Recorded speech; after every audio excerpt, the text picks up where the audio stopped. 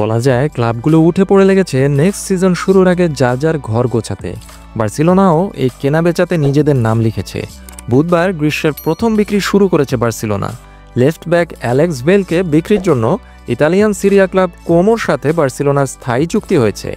Barcelona আরও একজন প্রতিভাবান তরুণ খেলোয়াড়কে হারাতে পারে।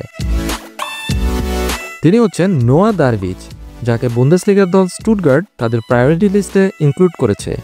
19 বছর বয়সী দারভিচ জার্মানির হয়ে অনূর্ধ্ব 17 ইউরোর দুর্দান্ত পারফরমেন্সের পর মাত্র 16 বছর বয়সে ফ্রেইবার্গ থেকে মাত্র 2.5 মিলিয়ন ইউরো মানে প্রায় 35 কোটি টাকায় বার্সেলোনায় এসেছিলেন।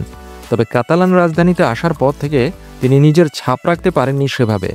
অনূর্ধ্ব 19 দলের সাথে তার সাদামাটা প্রথম মৌসুম কাটিয়েছেন, যদিও হ্যান্সি ফ্লিক তাকে বেশ কয়েকবার প্রথম দলে অন্তর্ভুক্ত করার জন্য ডাক দিয়েছিলেন, কিন্তু তিনি সেভাবে নিজেকে চেনাতে পারেননি।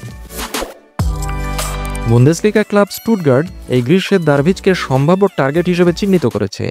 স্পোর্ট তাদের প্রতিবেদনে বলেছে যে ব্লগরানারা নোয়া দারভিচের জন্য অফারগুলো বিবেচনা করছে এবং প্রায় 4 মিলিয়ন ইউরো অর্থাৎ প্রায় 56 কোটি টাকায় দারভিচকে বার্সেলোনা বিক্রি করে দিতে পারে। সমস্যা হলো বার্সেলোনা চুক্তিতে বাইব্যাক অপশন অন্তর্ভুক্ত করতে আগ্রহী, কিন্তু স্টুটগার্ট চায় একেবারে কিনে নিতে। বায়ার লেভারকুজেনও নোয়া দারভিচের প্রতি আগ্রহী বলে মনে করা হচ্ছে এবং তার ব্যাপারে তারা খোঁজ খবর নিচ্ছে। বাস্তবতা হলো যে নোয়া দারভিচ কখনো বার্সেলোনায় তার প্রতিভার সাক্ষ্য রাখতে পারেননি, তাই এই মুহূর্তে তার জন্য সেফ এক্সিটটাই সবচেয়ে ভালো সমাধান।